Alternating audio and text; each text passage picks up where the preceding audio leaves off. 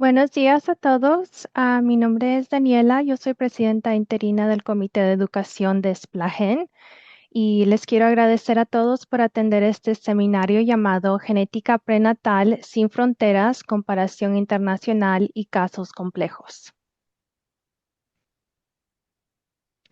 Y antes de comenzar con el contenido principal, quiero mencionar que como cortesía para nuestros presentadores, todos los asistentes han sido silenciados y sus cámaras han sido apagadas.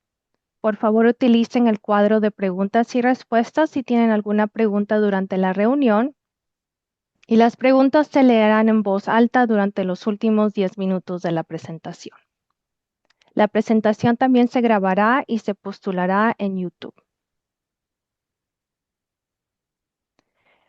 Y ahora quiero darle la bienvenida a las presentadoras. Tenemos aquí a Mabel, que es una asesora genética en el área prenatal y de cáncer. Y discúlpeme que parece que mis notas no aparecieron. Ah, y ahí está.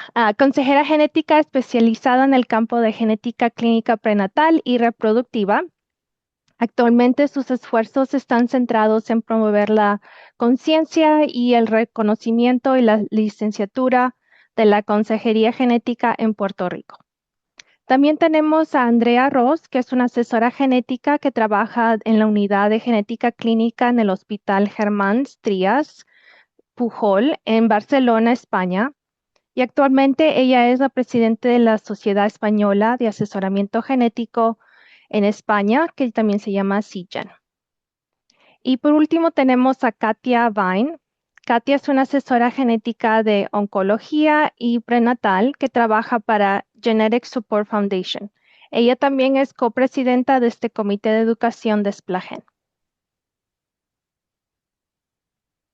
Con esto también quiero mencionar que no tenemos ningún conflicto de interés. Y los objetivos de aprendizaje son los siguientes. Primero vamos a describir las diferentes pruebas prenatales que existen y para algunas pruebas vamos a hacer un poco más de profundidad. Después vamos a describir las diferencias entre los circuitos de asistencia en España y en los Estados Unidos. Y por último, vamos a dar ejemplos de cómo se puede aplicar el asesoramiento genético en diferentes casos complejos.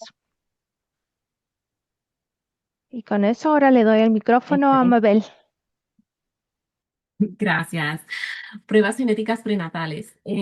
Existen múltiples herramientas para evaluar el riesgo genético durante el embarazo. La evaluación genética prenatal abarca desde estimación del riesgo reproductivo hasta la evaluación diagnóstica prenatal. Comenzaremos con el cribado de portadores y continuaremos con la prueba de cribado y diagnóstico prenatal. Siguiente. El cribado de portadores. Aquí quiero hacer una pequeña nota para decir que el cribado y tamizaje son términos equivalentes. Se utilizará cribado de forma consistente en esta presentación.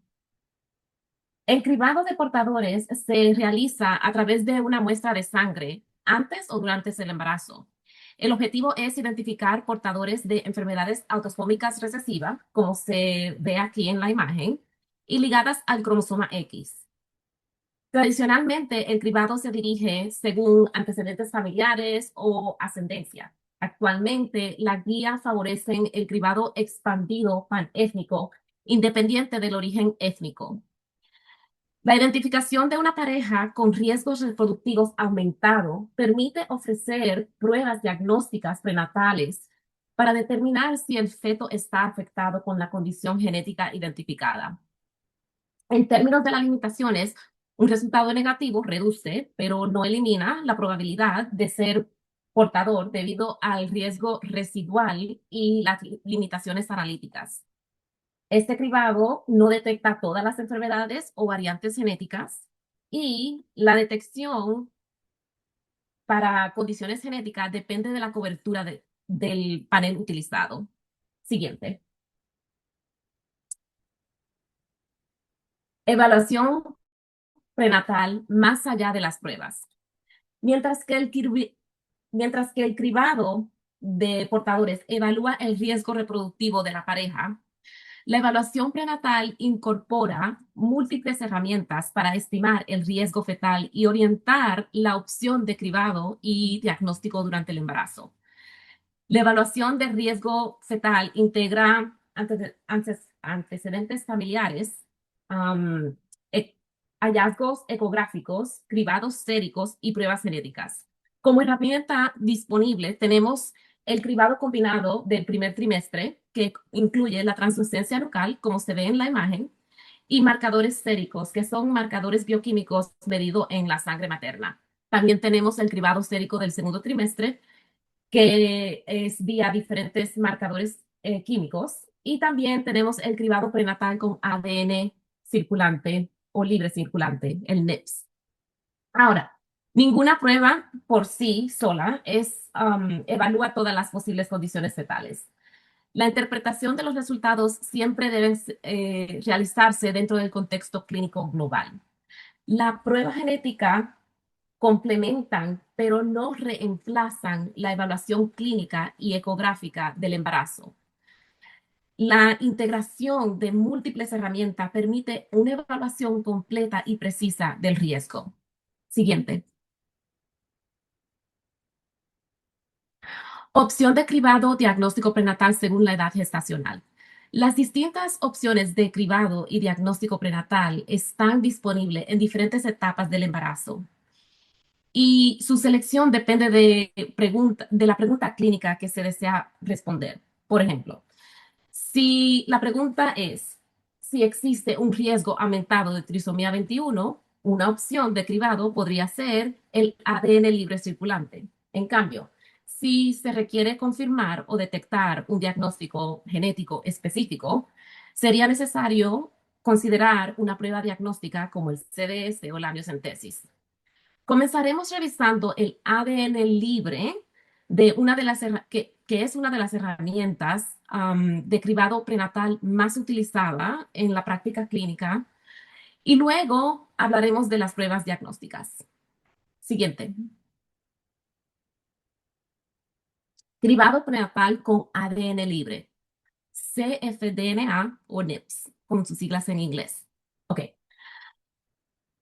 Esta prueba analiza ADN placentario circulante en la sangre materna a partir de las 10 semanas, como se ve en la imagen.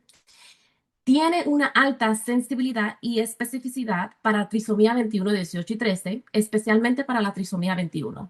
También, dependiendo de la plataforma, se puede evaluar aneuploidías sexuales y otras condiciones como microdeleciones, microduplicaciones, enfermedades monogénicas. Ahora, la sensibilidad y especificidad son mucho más baja para estas otras condiciones. Un resultado positivo requiere evaluación diagnóstica confirmatoria. En términos de las limitaciones, el NIPS no reemplaza pruebas diagnósticas. Hay una posibilidad de resultados no informativos o falla de muestra, y la detección puede verse influenciada por los otros factores como fracción fetal, homozaicismo placentario o factores maternos como obesidad. La detección varía según la condición evaluada y la plataforma utilizada. Ahora, uno de los conceptos más importantes en el cribado prenatal es que la precisión de una prueba no equivale a la probabilidad de que un resultado positivo presente una condición fetal real. Es decir, aunque el ADN libre circulante tiene una alta sensibilidad y especificidad para algunas condiciones, un resultado positivo no implica necesariamente que el feto esté afectado. La interpretación depende de factores como la condición evaluada y el riesgo previo del paciente. Veamos entonces cómo interpretar estos resultados. Siguiente.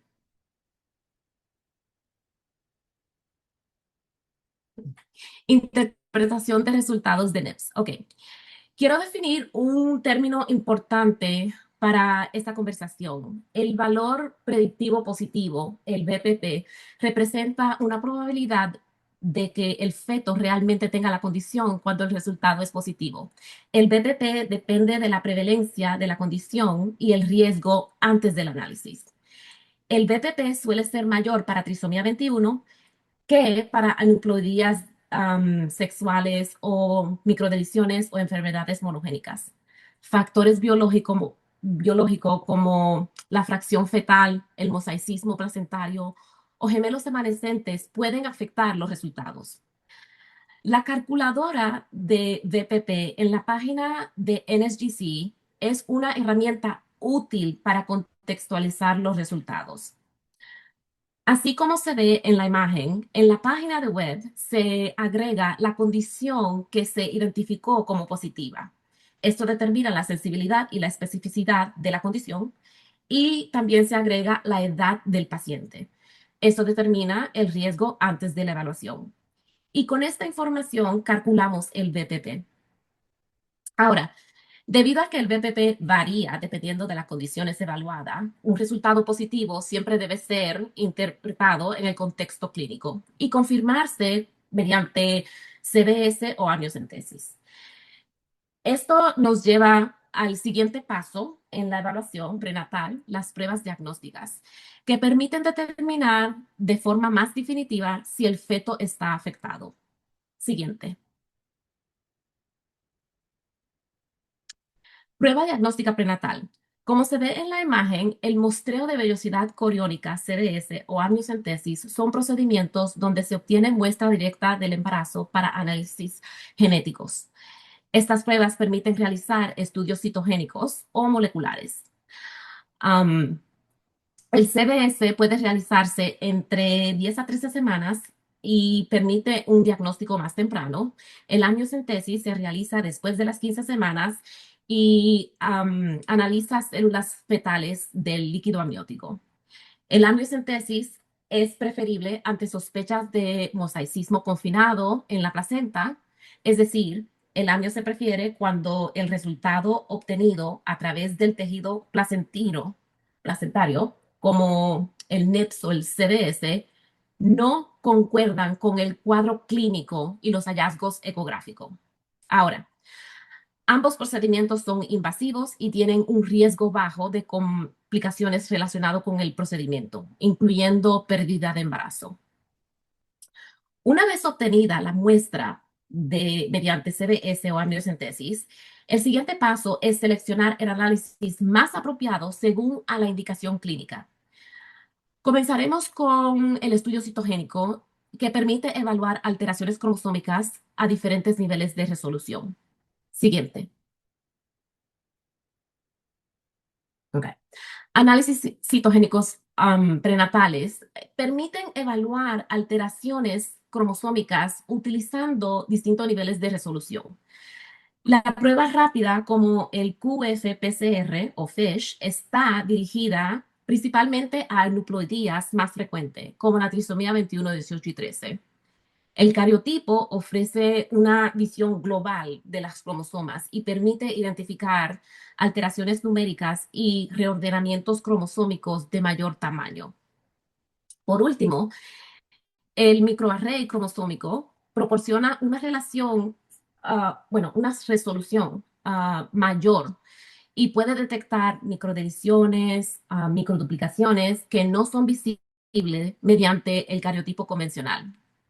La selección de las pruebas dependerá de la indicación clínica de la información diagnóstica que se busca obtener. Hasta este momento hablamos de alteraciones cromosómicas. Sin embargo, cuando la sospecha clínica apunta a una enfermedad monogénica, puede ser necesario estudios moleculares basados en secuenciación de nueva generación. Siguiente. Okay.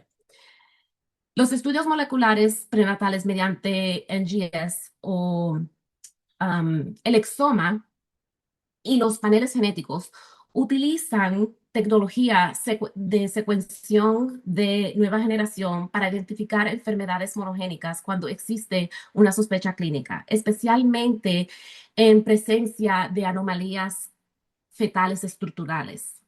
Ahora, el rendimiento diagnóstico no es uniforme. En realidad depende del fenotipo fetal. Como muestra esta imagen, algunas anomalías tienen una probabilidad mucho más alta de obtener un diagnóstico molecular que otras, por lo que la selección adecuada de los casos es fundamental. Además de la interpretación de los resultados, la interpretación de los resultados en sí mejora cuando se dispone de muestras parentales para realizar un análisis en trío. Finalmente, estas pruebas pueden generar hallazgos secundarios, incidentales y resultados cuya interpretación es más compleja. Y por eso, estas pruebas siempre deben solicitarse en el contexto de un adecuado asesoramiento genético. Siguiente.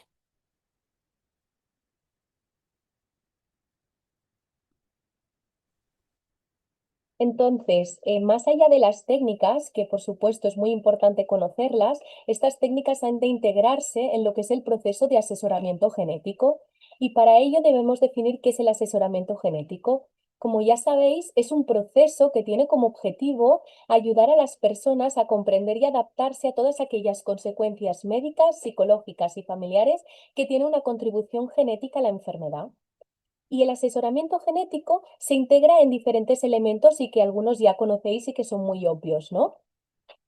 Uno de ellos es hacer una buena anamnesis, ¿no? Una recogida de toda la historia familiar, evaluando, haciendo un árbol genealógico de al menos 3 generaciones, con el objetivo de poder evaluar cuál es la probabilidad de aparición o de recurrencia de una enfermedad, identificar riesgos de otras enfermedades genéticas, que quizás esto puede acabar modificando la estrategia diagnóstica prenatal a nivel global.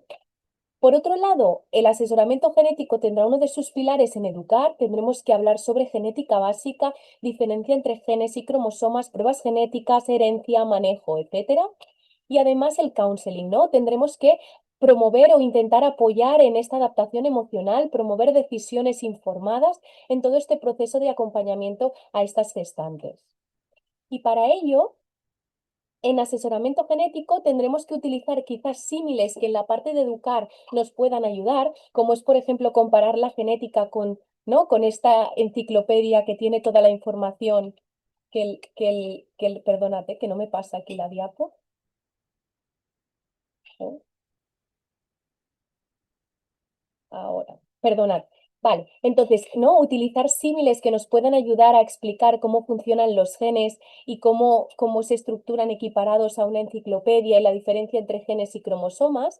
Y como ya avanzaba Mabel, en función del tipo de técnica que vayamos a aplicar, pues los retos en cuanto a este asesoramiento van a cambiar. Por ejemplo, si ofrecemos un estudio mediante array, pues el riesgo de hallazgos incidentales o quizás de incertidumbre o de penetrancias incompletas, expresividades variables es más alto que si hacemos una QF-PCR. O incluso en un exoma prenatal tendremos que lidiar con la recurrencia o con la posibilidad de detectar secondary findings.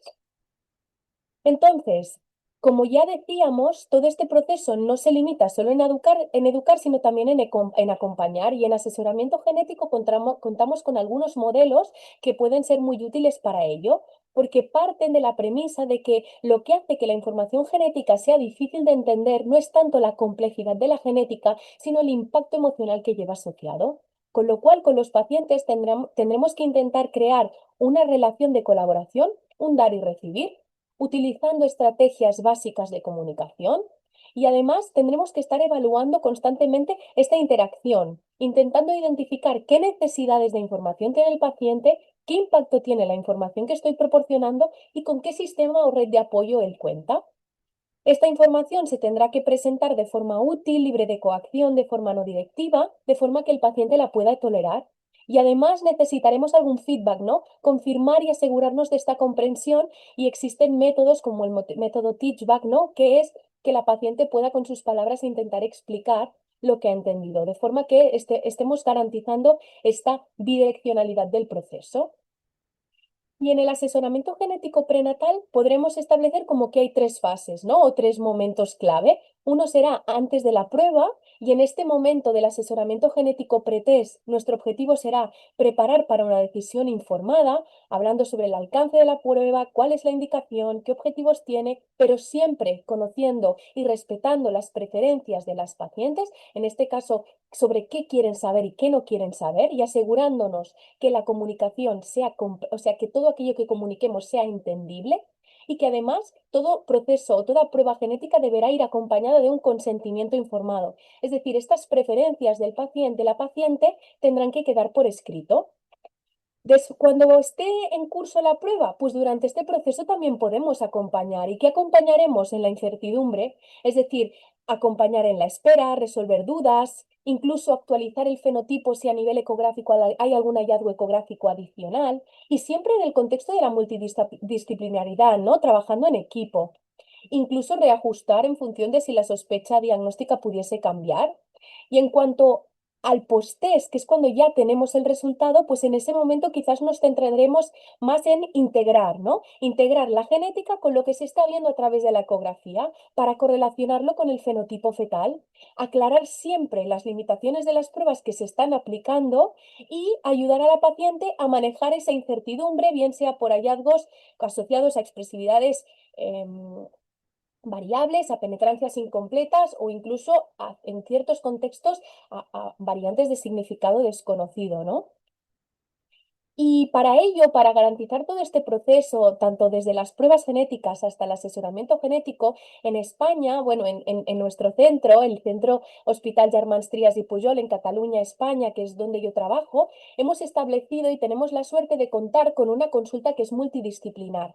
En esta consulta la hacemos el asesor genético y un obstetra especializado en diagnóstico prenatal. Si es necesaria la colaboración de algún otro especialista, también puede venir este especialista. ¿Y qué tipo de pacientes vemos? Pues normalmente vemos indicaciones preconcepcionales de pacientes que puedan tener antecedentes personales o familiares de enfermedades genéticas, o bien porque hay alguna malformación fetal o cromosomopatía previa, abortos de repetición o contextos de consanguinidad.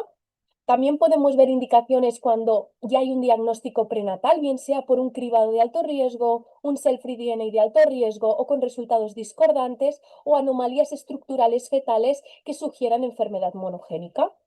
Incluso cuando ya hay un diagnóstico genético y hay un resultado, podemos ver a las pacientes en consultas donde hagamos una interpretación anatómica, ¿no? De la anatomía patológica y correlacionarla con los hallazgos genéticos, o si son parejas que ya han tenido un antecedente de algún problema genético previo, pues evaluar este riesgo, incluso establecer una planificación familiar futura. Y para ello contamos con una consulta que, como os decíamos antes, la establecemos una vez a la semana y atendemos conjuntamente, pues en este caso, la obstetra y la asesora genética.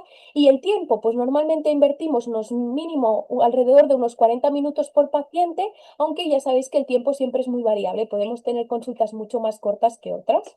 Pero en nuestra experiencia, es que esto mejora la calidad percibida y ese tándem con el obstetra es muy bueno porque así se pueden resolver en una misma consulta muchas dudas. Y le doy el paso a Katia. Sí, entonces ahora yo voy a mostrar un poco en la diferencia entre lo que se está haciendo en España con lo que se hace aquí en los Estados Unidos. Y este modelo que estoy presentando es algo que es constantemente variable porque depende mucho de la clínica o de los servicios como se estén presentando. Entonces, en el caso de los Estados Unidos, nosotros pues podemos empezar a ver a pacientes que ya sean, hubiesen sido referidos por un proveedor médico y esto puede incluir el doctor de cabecera, puede ser una enfermera especializada, puede ser la partera o inclusive a cualquier otro proveedor médico. Puede referirlos para que vean un asesor genético o hasta a veces los pacientes mismos se pueden referir si es que ellos tienen alguna preocupación o alguna pregunta. A veces puede estar relacionado a un historial en la familia o a veces solamente puede ser el hecho de que saben acerca de este tipo de pruebas y quieren hacerlo antes de inclusive empezar a tener bebés. En relación a los criterios por los cuales las las personas nos vienen a ver, hay diferentes tipos de criterios y hay un poquito de diferencia con relación a España, porque en los Estados Unidos pues vemos definitivamente pacientes, como había mencionado, que a veces simplemente tienen esa curiosidad de poder saber si es que algo existe en la familia de ellos, o a veces vienen porque ya saben de que hay una de estas condiciones presentes en la familia. También vemos a pacientes que a veces están utilizando espermatozoides o óvulos de otros, planificación familiar e inclusive solamente pacientes de edad avanzada. Cuando vemos lo que es el ámbito prenatal, la mayor diferencia que vimos entre España y los Estados Unidos es de que a veces también nosotros no siempre vemos a pacientes que tengan una preocupación. Hay personas que en los Estados Unidos pueden llegar a tener el NIP o la prueba de ADN de células libres en la sangre, solamente otra vez porque quieren saber. Es algo que ya aquí es como una práctica general que se le ofrece a todas las pacientes embarazadas. Y en relación a los post resultados, pues en Estados Unidos también se ve de hacer las pruebas del cordón umbilical que se hacen después de que el bebé nace y también entonces hay pruebas a veces nosotros también vemos los resultados de las pruebas de detección de recién nacidos, que es una prueba que se le hace a casi todos los bebés que nacen aquí en los Estados Unidos. Con relación a la consulta, entonces otra vez dependiendo de el lugar, el ámbito en el que se esté viendo esta paciente, entonces puede ser de que se vea al paciente inmediatamente o se vea al siguiente día o en las siguientes 1 o 2 semanas y el tiempo total de la cita puede variar. Debido a de que no siempre estamos viendo personas que son de alto riesgo, una cita puede durar desde 15 minutos a ser algo más complicado de 30 a 45 o hasta más tiempo como estaba mencionando Andrea. Y siempre también recalcando de que a pesar de que en Estados Unidos el asesor genético puede ver al paciente am, de manera independiente, siempre hay esa comunicación multidisciplinaria en la que siempre nos estamos comunicando pues con los doctores de cabecera, como les decía, o los enfermeros, las parteras, o inclusive también con los obstetras. Entonces siempre estamos trabajando todos juntos. Y ahora entonces vamos a pasar a hablar acerca de 2 casos clínicos y hoy estoy presentando el primer caso clínico.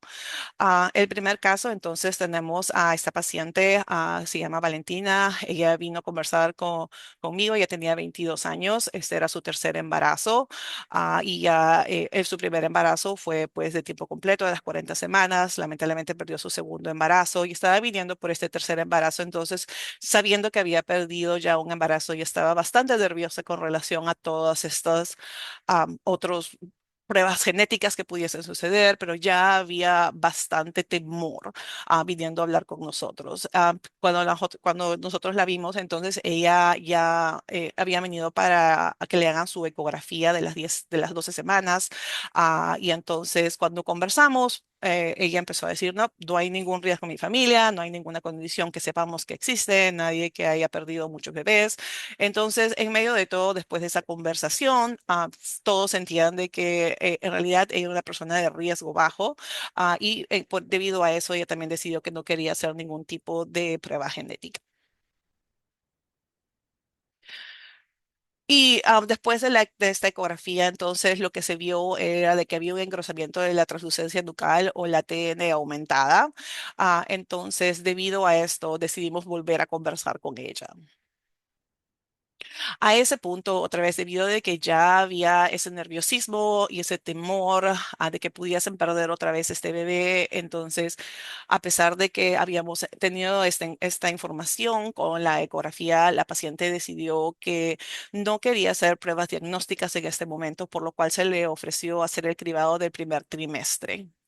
Ah, y aquí al costado podemos ver los resultados y estos resultados incluyen la información del engrosamiento de la translucencia nucal junto con entonces todas las pruebas del cribado y a pesar de eso igual entonces los resultados salieron bastante bajos y eso fue algo con la que la paciente se sintió cómoda y decidió igual no proceder con ninguno de las pruebas diagnósticas.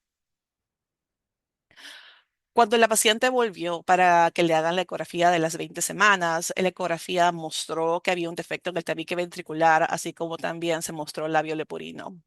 A ese momento igual conversamos con la paciente, ellos todavía tenían mucho temor con relación a perder este bebé. También se conversó acerca de lo que generalmente se procede, que serían las pruebas diagnósticas, pero los pacientes igual decidieron no proceder con esas pruebas diagnósticas debido a ese pequeño aumento de probabilidades de poder perder este embarazo también. Por lo que en ese momento, como última opción teníamos la opción de proceder con el NIP, que en este caso incluyó las aneuploidías, el examen de los cromosomas del sexo, así como también la de lesión del 22q. Y creo que en ese momento es importante atender a esas necesidades de los pacientes, ¿verdad? A veces nosotros tenemos toda esta información que decimos esto es lo que queremos hacer, pero en este caso de estos pacientes fue importante pues poder atender a esas incertidumbres que ellos tenían con relación a proceder a alguno de de esas pruebas que son un poco, que llevan esos aumentos de poder perder al bebé, no tener en cuenta todo lo que conlleva a la familia cuando están tomando estas decisiones para proceder con estos diferentes tipos de pruebas. Entonces, conversamos mucho con con la paciente acerca de esto. También conversamos mucho con relación a la parte emocional, qué es lo que significaba, por qué es que ellos decidieron no ir a través de esas pruebas diagnósticas, conversar acerca también de ese historial personal y reproductivo de los pacientes para también entender. Y eso es a veces lo que también diferencia un poquito a los asesores genéticos porque tenemos ese tiempo, un poquito más de tiempo para poder explorar todos estos sentimientos con los pacientes, poder explicarles toda la información de las pruebas genéticas, las posibles consecuencias para que de ese modo los pacientes puedan tener y tomar una decisión en la que sabemos que ellos saben, están informados exactamente de qué es lo que puede pasar y pues se sienten también a gusto con esa información. En este caso, entonces, después de que recibimos los resultados del NIPT, lo que salió fue de que pues, salió positivo para lo que es la pérdida del cromosoma 22q o la de lesión del 22q. Y la microdeleción del 22q, también conocida como síndrome de George, por lo que sabemos, pues es por la mayoría de veces, el 90% de veces, sucede de novo o es algo nuevo en el bebé. Y en este caso, pues veíamos de que habían por lo menos dos de esos indicaciones que se habían encontrado durante la ecografía, como la cardiopatía y el paladar hendido o el labio leporino.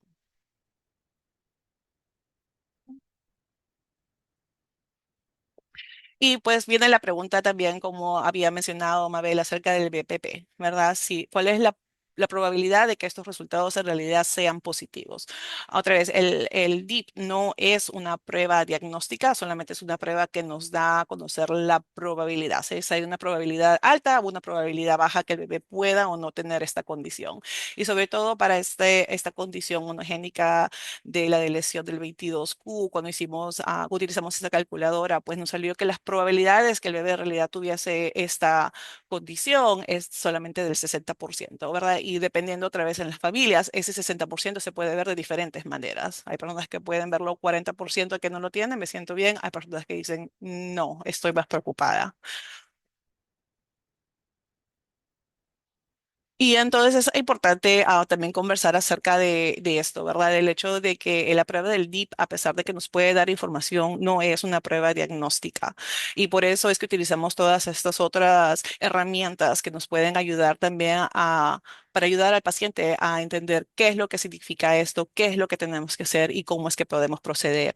Y debido a esto fue que los pacientes también se sintieron un poco más cómodos de poder en ese momento decidir de que pues querían proceder con una de estas pruebas más diagnósticas. Y esto es un poquito más de información con relación a qué es lo que sucede cuando las personas no entienden específicamente cuál es el significado de esta prueba de las células libres del ADN o el NIPT.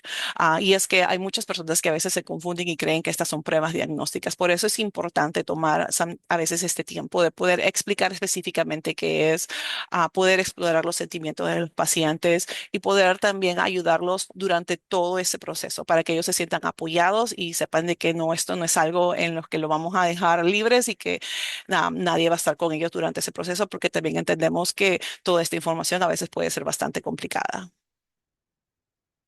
Al final decidimos proceder con la amniocentesis y la amniocentesis confirmó entonces esta lesión del 22q. También se hizo entonces las pruebas con los padres y se determinó pues que esta fue una condición de novo. Y después de esto, entonces, nosotros como asesores genéticos lo que hacemos es que proveemos entonces toda la información para poder trabajar directamente entonces ahora ya con los doctores que vayan a estar al momento del nacimiento del bebé, con los doctores que se vayan a hacer cargo de todos los cuidados posteriores del bebé e inclusive proveerles con información de cuál sería el plan a largo plazo.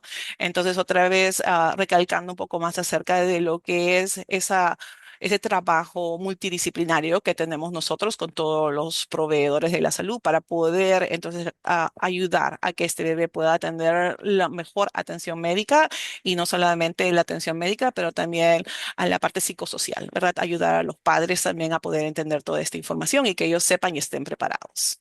Y ahora lo paso para Andrea, que va a presentar el segundo caso.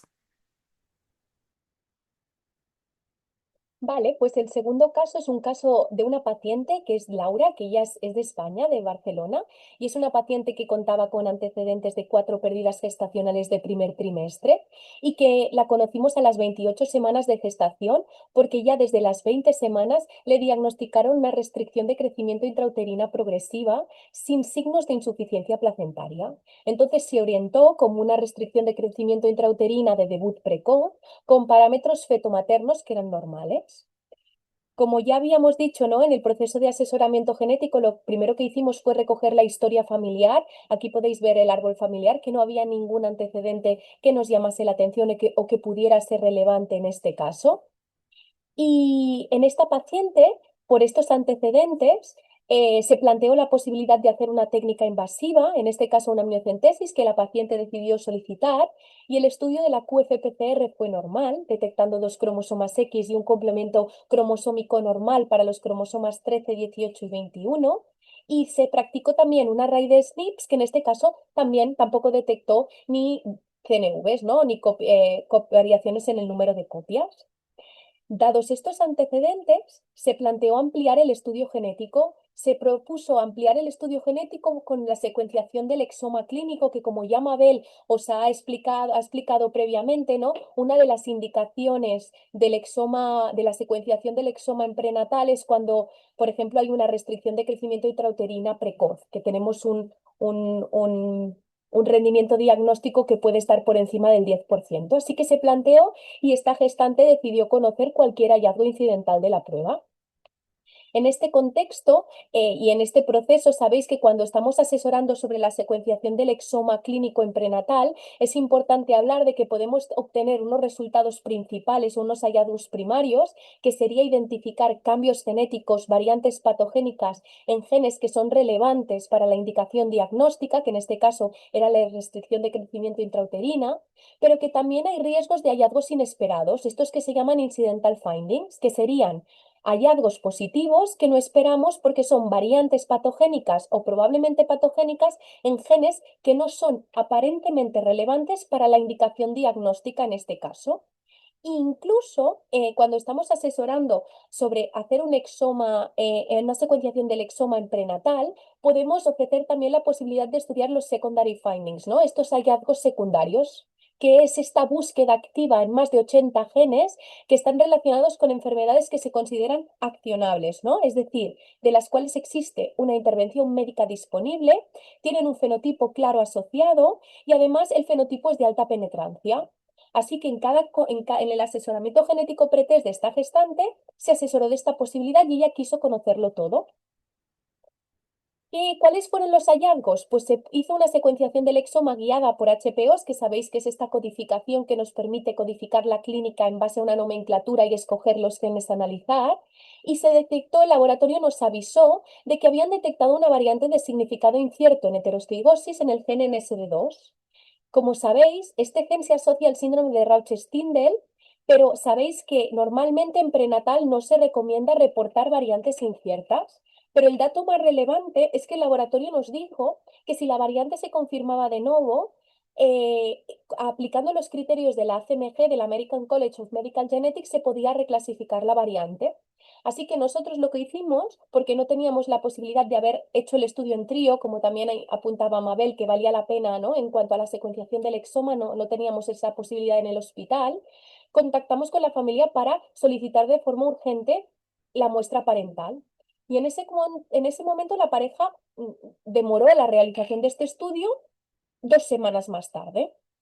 ¿Qué es relevante en este contexto? Pues que la urgencia que nosotros podamos percibir puede ser diferente de la urgencia percibida por la pareja y que puede ser que necesiten más tiempo para realizar ciertas pruebas. Pero aún así, la toma de decisiones ha de ser informada pero no directiva, es decir, hemos de ser capaces de respetar estas preferencias de las pacientes, pese a que nosotros podamos considerar que cuanto antes tengamos las muestras parentales, esto nos va a ser de utilidad. Pero eso sí, hemos de ser capaces de remarcar que en este contexto el retrasar este estudio parental pues tenía unas consecuencias a nivel de interpretación de los resultados. Así que en asesoramiento genético al final es jugar con este equilibrio, ¿no? Entre el tiempo, la información y la autonomía. ¿Qué pasó? Que finalmente vinieron la pareja, se hizo el estudio parental y se pudo reclasificar la variante porque se confirmó que era de novo, con lo cual se consideró que el feto estaba en riesgo de estar afectado por el síndrome de Rauch-Stindl. Como ya sabéis, este síndrome se caracteriza por una restricción del crecimiento pre y postnatal que cuadraba perfectamente con la evolución fetal. Además, hay unas dismorfias claras asociadas. De hecho, uno de estos últimos pacientes es un paciente nuestro de la unidad. Y además se asocia a trastornos del neurodesarrollo que pueden ir asociados a discapacidad intelectual y a trastornos del espectro autista. Y la mayoría de los casos son de novo. Además, en esta gestante, como os decíamos antes, la paciente quería conocer cualquier hallazgo secundario y en este exoma se informó de la presencia de una variante patogénica en el gen de la titina, que como sabéis, titina es un gen que predispone, las variantes truncantes en titina se predisponen a miocardiopatía dilatada normalmente en la edad adulta. Es decir, teníamos un incidental finding, en este caso un hallazgo secundario. Entonces, ¿qué es lo que recomiendan las guías de la CMG? Pues que en el contexto de la secuenciación del exoma prenatal se ha de informar de la posibilidad de hallazgos secundarios durante todo el asesoramiento genético pretest, incluyendo la posibilidad de que pero hemos de respetar la posibilidad de que la paciente pueda decidir no conocerlos. O sea, se recomienda proponer la posibilidad de estudiarlo y que sea la paciente quien decida si realmente quiere tener esa información o no. ¿Y cuál fue la evolución del caso? Pues como sabéis, ¿no? Ante esta sospecha de este CIR y este diagnóstico prenatal de esta predisposición a este síndrome que podía afectar también al neurodesarrollo, se hizo asesoramiento genético. Y todo este asesoramiento genético no solo se hizo desde genética, sino que fue un abordaje multidisciplinar. Es decir, el manejo obstétrico pasó a ser una planificación multidisciplinar con obstetricia, genética, neuropediatría, alto riesgo obstétrico, etcétera. En ese momento no existían datos de compromiso placentario y se mantuvo una conducta expectante con controles semanales de esa gestación. Finalmente, se intentó inducir la gestación a la semana 39, pero finalmente acabó en una cesárea y nació una niña que nació con un bajo peso y una baja talla, como podéis ver por las biometrías neonatales, que de hecho en el periodo neonatal requirió sonda nasogástrica, pero todas las pruebas complementarias tipo eco transfontanelar, ecocardio fueron normales y ya se apreciaban algunas dismorfias típicas de este síndrome. Desde el primer momento se vinculó con el centro de estimulación precoz para estar muy pendientes de todo lo que es el neurodesarrollo y se vinculó con endocrino pediátrica, que son los que han ido haciendo el seguimiento de la talla porque de hecho ahora que tiene 23 meses está a menos 3,5 desviaciones estándar. Esto es a nivel clínico, pero como decíamos, el asesoramiento genético no es solo informar sobre genética y riesgos, ¿no? ¿Cuál fue la vivencia familiar tras el diagnóstico? Pues cuando a esta familia se les dio el diagnóstico, necesitaron o nos transfirieron la necesidad de poder contactar con otras familias que tuviesen niños afectos de esta enfermedad, porque en ese momento no había una asociación de pacientes como tal a la que pudieran recurrir. Así que lo que hicimos fue vincularla con la madre de uno de los niños que tiene este síndrome, hacemos al cual seguimos en nuestra unidad. Este contacto fue muy bien y de hecho fue algo que fue tranquilizador para la familia durante la gestación, pero luego se vincularon con otras familias, con otros individuos afectos y al ver casos más complejos, se abrumaron y decidieron cortar el contacto. Aún así, ellos siguen en contacto con grupos de investigación. Así que es importante en cuanto al asesoramiento genético en estos contextos que, tras un diagnóstico prenatal de una enfermedad rara, esta búsqueda de información externa puede ser útil, pero a veces puede tener el efecto contrario, ¿no? Que es aumentar esta ansiedad debido a esta variabilidad clínica. Así que es importante siempre, siempre, ¿no? Intentar personalizar el asesoramiento genético en función de cada contexto de cada paciente. Y con esto queríamos concluir con esta visión muy general en este breve tiempo del asesoramiento genético en prenatal y hemos reservado un pequeño espacio por si queríais hacernos alguna pregunta o queréis que discutamos algo específicamente de los casos que quizás no haya dado tiempo a comentar.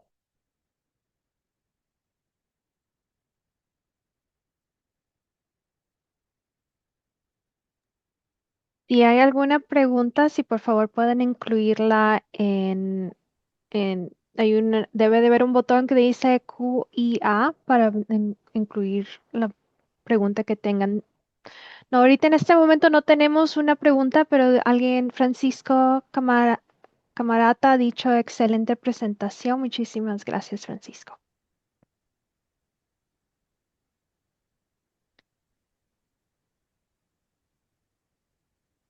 Vamos a esperar algunos minutos. Algunas veces.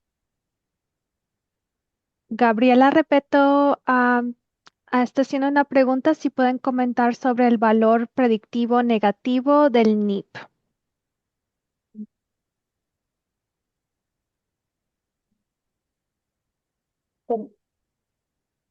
¿Sí?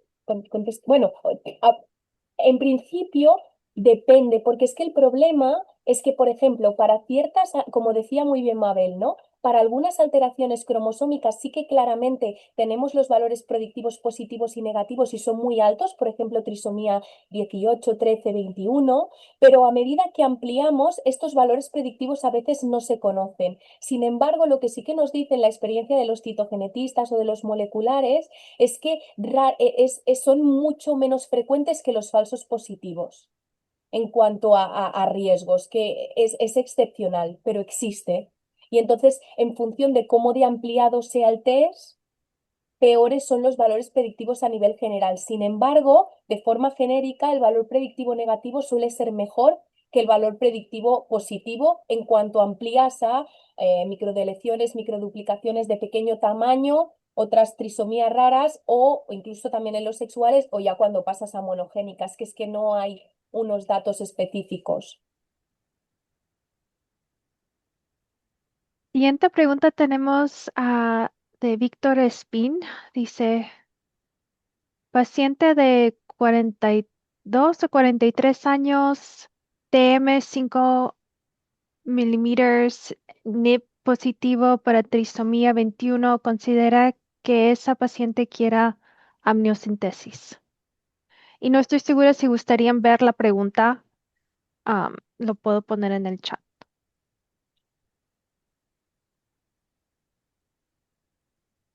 O sea, la pregunta es si la paciente requiere amniocentesis.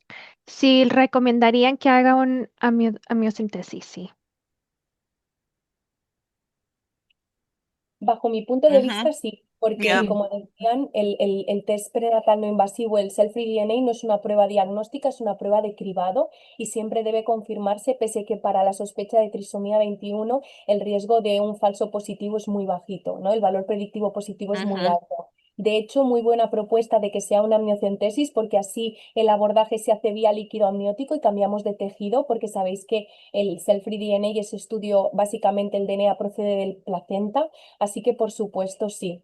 Ujú. Sobre todo, más importante si fuese alto riesgo para trisomía 18 o 13 sin anomalías ecográficas. Pero aquí teniendo anomalía ecográfica, ¿no? Una TN aumentada y Ujú. además el alto riesgo en el cribado, en el cell-free DNA, por mi parte, por supuesto. No sé si Katia o Mabel quieren añadir algún... No, estoy totalmente de acuerdo contigo, Andrea, también. Con toda la información que tenemos, eso sería el siguiente paso a seguir, dependiendo de qué es lo que la paciente o cómo la paciente se sienta. Y de hecho, en España, nosotros ante un hallazgo de una TN aumentada, la prueba normalmente indicada es una técnica invasiva directamente. Ujú. Hay un comentario también que dice, está en inglés, pero dice, tuve un caso de un paciente con un NIP para trisomía 21, pero también tuvo una microdeleción, y algunas veces no siempre es el trisomía 21, que es la Ujú. única explicación sobre eso. Sí. Sí, por eso también se recomienda el análisis diagnóstico, porque un resultado positivo no significa necesariamente que va a tener esa condición, puede ser alguna otra condición. La detección y el BPP es bien alto para trisomía 21, pero siempre se recomiendan análisis diagnóstico para confirmar esto, que puede ser consistente o que puede puede tener conflicto, vamos a decir, con las análisis anterior, como en este caso. Claro, yo creo que aquí probablemente sería que el cribado combinado, entiendo que salió de alto riesgo para trisomía 21 y que de forma, ¿no? Al cursar el cell-free DNA se encuentra este alto riesgo para otro tipo de microdeleción. O sea, a veces estos marcadores ya sabemos bueno, es difícil para otras. Entiendo que este era el planteamiento, ¿no? Porque decía que detectas una microdelección y que entiendo que esto viene indicado por un cribado combinado del primer trimestre de alto riesgo. No sé si era esta. Creo que el resultado viene del NIP, pero igual como estamos hablando, el BPP para las microlesiones es bastante, también puede ser bajo, entonces por eso creo que definitivamente hacer algo más diagnóstico es algo que sería apropiado para este paciente.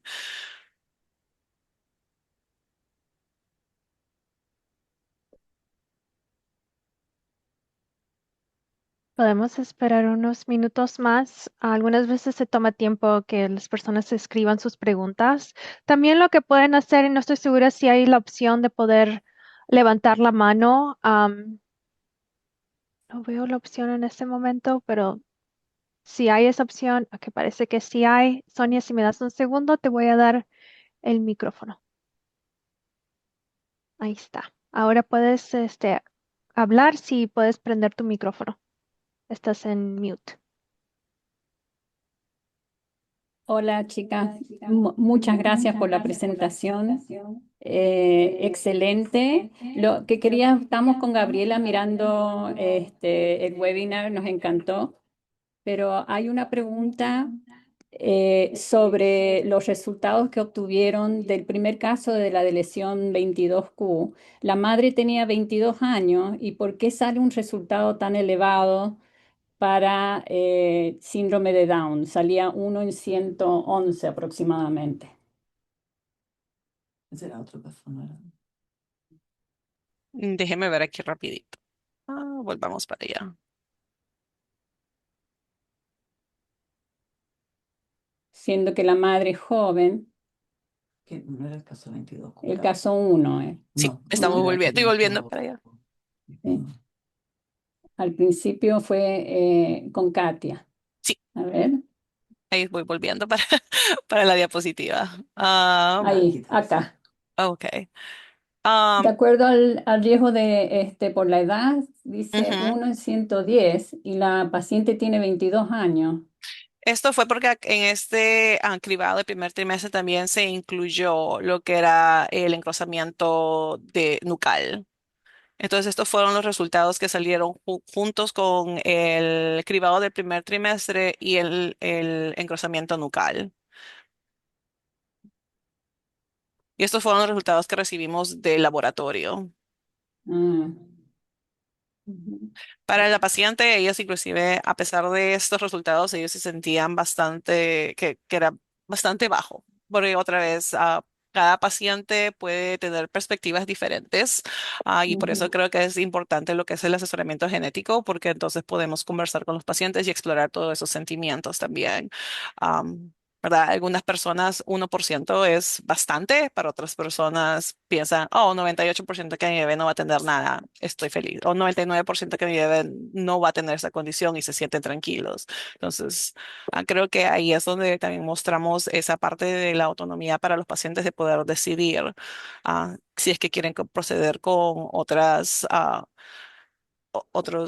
pruebas más diagnósticas o si es que sienten ellos de que no lo quieren hacer. En este caso, para la paciente específicamente, otra vez, debido a que habían tenido esa pérdida anterior, ellos estaban un poco más nerviosos con relación a hacer cualquier otro tipo de diagnóstico que pueda aumentar la razón por la cual pudiesen perder este embarazo también. ujú. Ya, muchas Yo creo que gracias. también. Excelente. Yo creo que también habla en términos de este caso, viene siendo muy común las pruebas del cribado del primer trimestre o del cribado del segundo trimestre, como son bioquímicas, no son necesariamente genéticas en específico.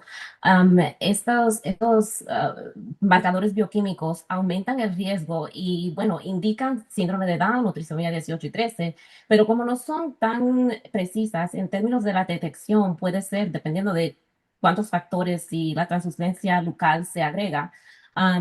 Puede ser de 80% a posiblemente 90% en términos de la detección, pero por eso es que se recomienda la prueba diagnóstica como el amniocentesis o el CRS, porque una prueba como esta, en términos de los cribados de primer trimestre o de segundo trimestre, puede indicar que algo está sucediendo en el embarazo. Puede ser el síndrome de Down, pero también puede ser otras condiciones. Yo creo que esto sucede muy comúnmente en términos de estas pruebas y por eso clínicamente ha sido un movimiento para hacer la prueba de LIPS versus las pruebas del primer trimestre. Yes. Tenemos otra pregunta que va a ser creo que la última pregunta en los 2 minutos que tenemos. Pero si pueden dar un poco de sus experiencias en algunos problemas, no problemas, pero de repente algo que ha sido difícil de una manera ética que han tenido durante la selección de exámenes o cuando están haciendo el asesoramiento genético prenatal, si hay algún caso que quisieran o algunas ocasiones que ustedes han tenido estos problemas éticos o que puedan conversar un poco más sobre eso, ese tema. ¿Algún desafío ético? Mira, yo diría, por mi experiencia, yo creo que directamente el asesoramiento genético cuando es prenatal ya es un desafío, ya el abordaje es muy diferente. O sea, realmente el malestar que viven las gestantes es muy importante. Hemos de hacer las pruebas en el mínimo tiempo posible para dar los resultados más precisos en el mínimo tiempo posible y eso siempre es un reto. Y quizás, de hecho, mira, el caso justamente el que hemos presentado, el caso 2 realmente la indicación del exoma la dudamos porque no era una indicación de secuenciación del exoma que teníamos establecida porque estaba dentro de los criterios donde se puede considerar y después de comentarlo en comité en este caso decidimos hacerlo. Pero quizás el gran dilema o lo que es un reto sobre todo son estos hallazgos que se detectan más a finales del tercer trimestre, donde tienes poco margen para obtener unos resultados antes de la fecha prevista de parto y que la paciente tenga el margen de poder actuar, decidir, planificar. Yo creo que esto es uno de los grandes dilemas éticos y de hecho otro, ya paro, un caso en el que fue muy interesante fue el caso de una gestante que la estudiamos porque el feto tenía una displasia renal, que era una agenesia renal bilateral. Entonces se hizo la paciente perdió al bebé y se hizo el estudio en restos abortivos y se hizo un array y nosotros hacemos un array de SNPs. Entonces la paciente era una chica de aquí de España y la pareja era de Perú, así que nos referían una consanguinidad. Y cuando obtuvimos el resultado del array, lo que detectamos es que había una consanguinidad de segundo o tercer grado, ahora no recuerdo. Y claro, al recordar a la gestante dijimos, pero sí, yo recuerdo que la paciente era española y él era de Perú, no había consanguinidad. Y ella no nos había referido nada. Y tuvimos la suerte de que esa gestante acudió a la visita de resultados sola. Y al acudir sola, claro, le pudimos trasladar el resultado y decirle, oye, mira, el array ha salido normal, no he encontrado la causa de esta agenesia renal bilateral, pero es que hemos encontrado una consanguinidad. Y la paciente nos reveló que es que realmente ese embarazo había mantenido relaciones con su primo hermano. Y esto parece algo que va a ser muy poco, que no es esperable porque no pensamos que haya una falsa paternidad, pero que es importante siempre tenerlo en cuenta y en el asesoramiento genético pretest ya hemos aprendido a decirlo, cuidado, las pruebas genéticas pueden revelar falsas maternidades, falsas paternidades, ¿no? Para que la paciente pueda revelártelo, porque si no, si esta paciente hubiese acudido con la pareja, y esto, por ejemplo, fue un gran dilema ético que tuvimos. No sé si ahora queréis añadir, yo se me ocurren muchos, pero si queréis añadir Katia o Mabel. No, sí, en términos de en el papel rol clínicamente, yo he tenido casos en varias ocasiones en el cual la cultura en realidad se debería de entender en términos de diferentes culturas. Am, Cuando viene una pareja y uno le pregunta, vamos a decir, a la paciente sobre su historial médico o si tiene alguna pregunta y luego la pareja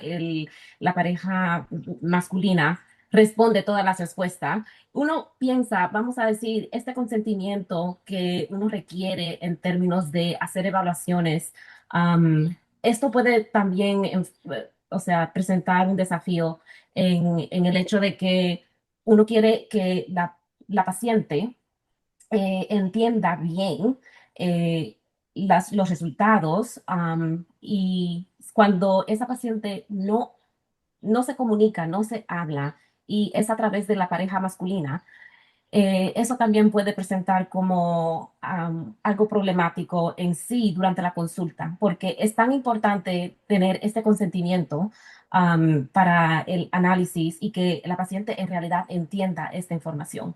Eso me ha ocurrido como varias veces, ¿no?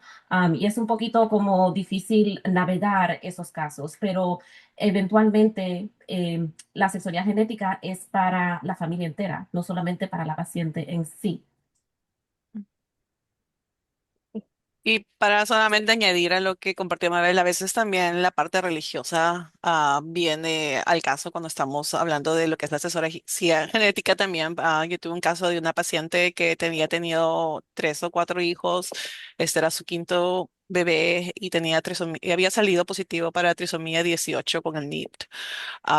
Y los doctores pues le decían y le decían y que este bebé a lo mejor no iba a sobrevivir, que tú sabes todo lo que viene con la trisomía 18, ella no quería hacerse más pruebas diagnósticas y pienso que en ese momento teníamos que respetar mucho a que ella pensaba de que rezando las cosas iban a mejorar. Y a veces, lamentablemente, nuestro staff médico, pues, no entendía por qué es que esta paciente seguía diciendo eso. Y entonces, en ese momento fue un poquito, no solamente ayudar a la paciente a navegar a través de todos estos sentimientos que ella estaba teniendo, pero sino también inclusive como equipo multidisciplinario también conversar con los proveedores con relación a esa parte. Y eso es a lo mejor algo que sucede más aquí en los Estados Unidos porque a veces hay esa diferencia cultural. Gracias, gracias a todos ustedes por dar esa experiencia. Y tenemos algunas preguntas adicionales. No tenemos ya tiempo para poder hacer la última pregunta que tenemos, pero los voy a mandar por correo electrónico para ver si podemos comunicarnos y responder a esta pregunta que es muy importante. Lo único que iba a mencionar antes de concluir la presentación es decirle a ustedes tres muchísimas gracias por su tiempo y por haber hablado sobre sus experiencias.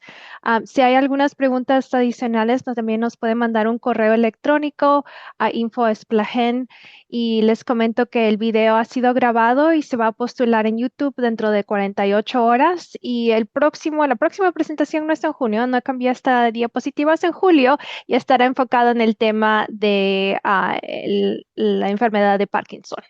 Y van a recibir más información sobre ese webinario y esa presentación que va a ser en julio en nuestro boletín y en nuestras redes sociales. Y con eso voy a concluir la presentación. Muchísimas gracias a todos ustedes por estar aquí y que tengan un buen resto de su día.